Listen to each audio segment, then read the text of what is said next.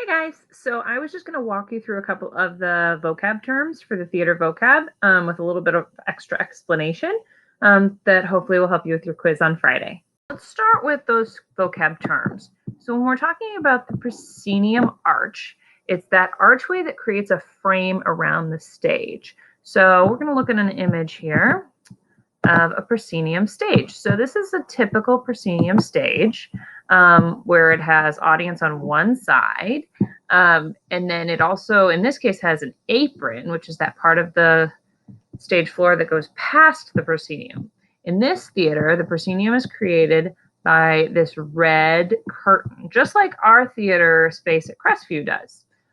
If you go to the Muni, it's created by the trees. If you go to the Fox, the proscenium arch is created by this ornate carved frame around the stage. So there's lots of different kinds of prosceniums, but that's the most typical. So that's proscenium.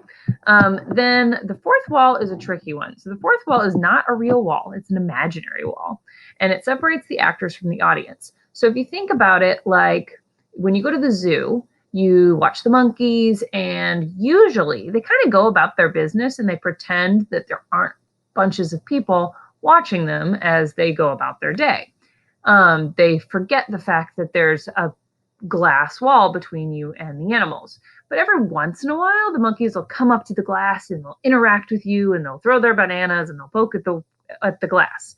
And so the fourth wall in theater is kind of like that, except we don't have a glass wall. We have an imaginary wall that falls along that proscenium line.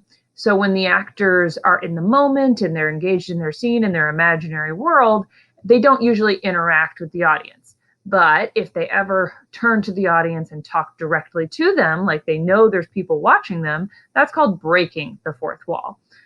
So if you were to, for example, be watching Dora or any other kids programming, a lot of times in kids programming or in kids theater, they will talk to the audience. Hey, boys and girls, are you ready for a great show? And then the audience cheers, yeah, we're ready. So that's breaking the fourth wall, but staying in character. If, however, the actor turns to the audience and goes, hi, Mom, and they break character, they stop playing that Wicked Witch and they start acting like themselves, talking to their mom, that's not just breaking the fourth wall, that's also breaking character. And breaking character, which we'll talk about later, is a no-no. Then we'll talk about backstage. So backstage is really anywhere that the actors can't be seen by the audience. So typically that includes the wings, which down here is the curtained off area, stage right and stage left, where the actors wait for their entrances. But really it could be anywhere that the audience can't see the actors. So let's look at an example of the wings. So if we're looking at our theater space at Crestview, this isn't the best picture, but it was the best one I had. Over here to the side, stage right and stage left, these black curtains here, those are the wings. Those are the curtained off areas that block off the audience's view of the actors before they come on stage.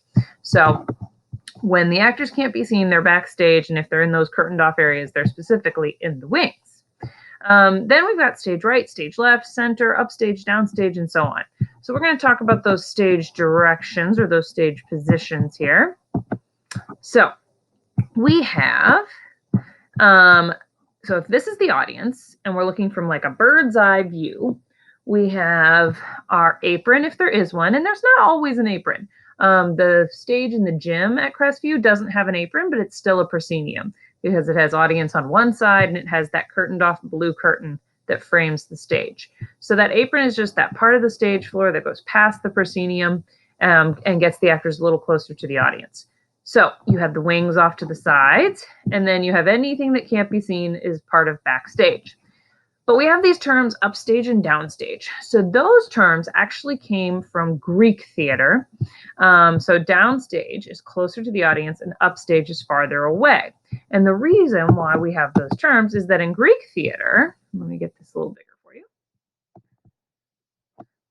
Okay, so in Greek theater, we had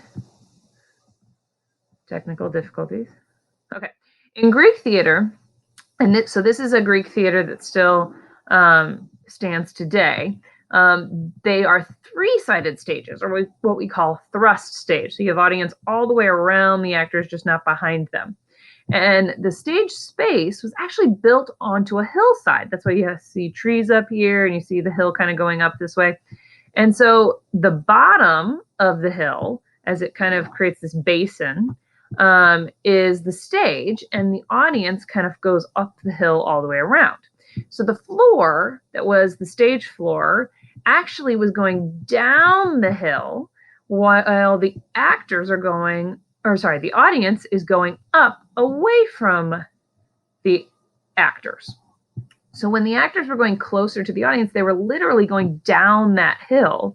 And so they were going downstage, closer to the audience. And when they were going away from the audience, they were going up the hill, or they were going upstage. So that's where we got the terms from. And even though our stages now are not raked or slanted like that, we still use the terms just to keep things clear.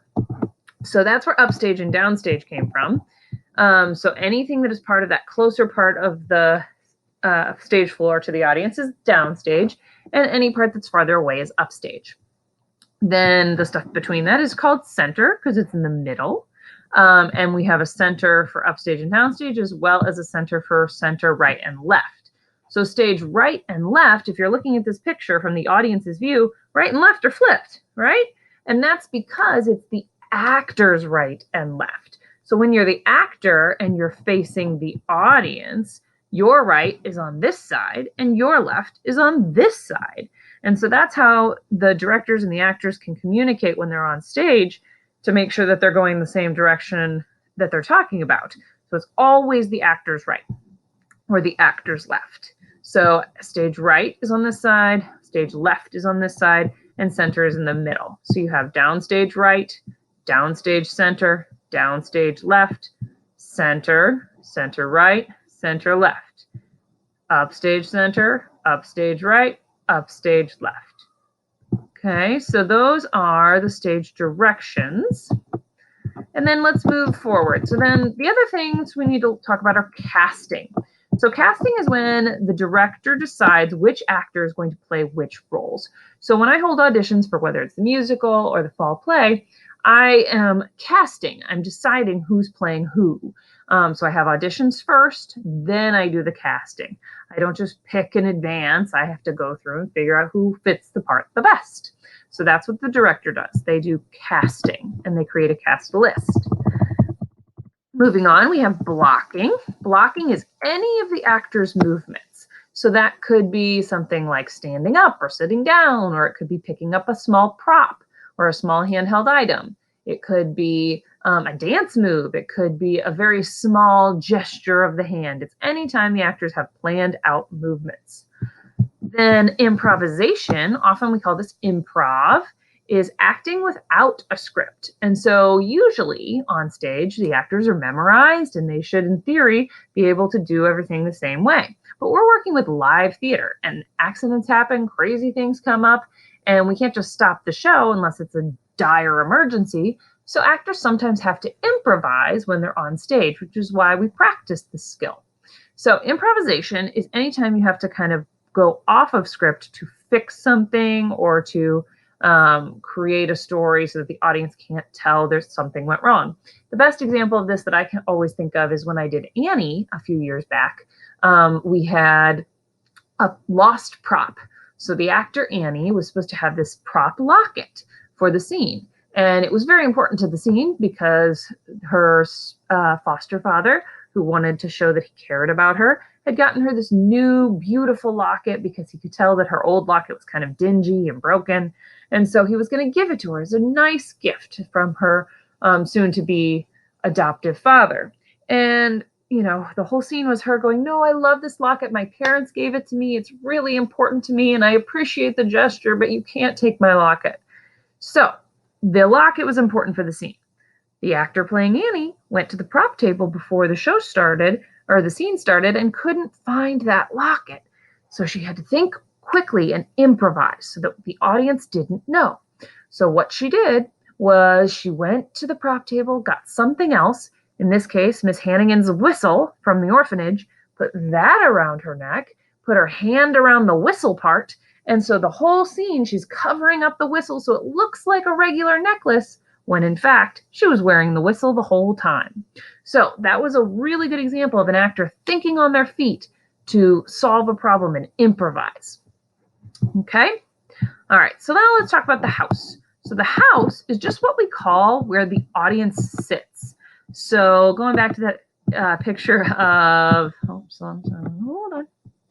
that picture of Crestview Theater.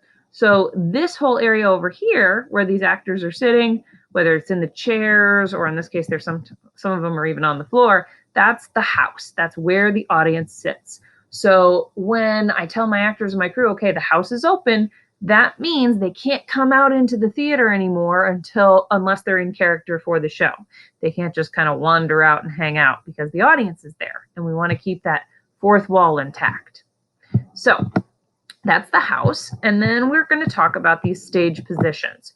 So full front and cheating out are the two best stage positions when you're on stage, because these are the two positions where we can see the actors really well and we can hear their voices really well. So we have full front, which is this boxer standing in full front as if I am the audience. So the shoulders are squared, he's fully facing forward, his voice is going straight to the audience. I can see all his facial expressions. But this isn't the best situation if you're talking to someone on stage. If you're talking to someone in real life, you would stand in what we call profile, which is when your feet are directly pointed at the person you are talking to, right? So that's profile. But on stage, that's not the best because your voice is going off to the side. Your face, I'm only seeing half of it. So what we do instead is we do what's called cheating out, which is what these two gentlemen are doing here in this picture. And so they're angling their bodies a quarter of a turn or kind of a 45-degree angle so that the audience hears them better and sees them better. If you want to see how that looks from an aerial view or a bird's eye view, let me pull that up again. So looking at these feet here, you have full front is facing completely forward, but quarter turn, you're kind of angling your toes a little bit more. So you're not completely facing the side, but you're not facing fully front either. 3/4 left and full back are the worst because we're seeing nothing but your backside. Your voice is completely going away from the audience. So hopefully that helped to really understand those terms a little bit better. If you have any other questions or some of those terms just really aren't making a lot of sense, feel free to stop into the Zoom anytime this week, Wednesday or Thursday especially, to figure out kind of what the terms mean. I can go into a little bit more detail, give you some more examples than I was able to in the video. So break a leg, and I hope you do well on your quiz on Friday.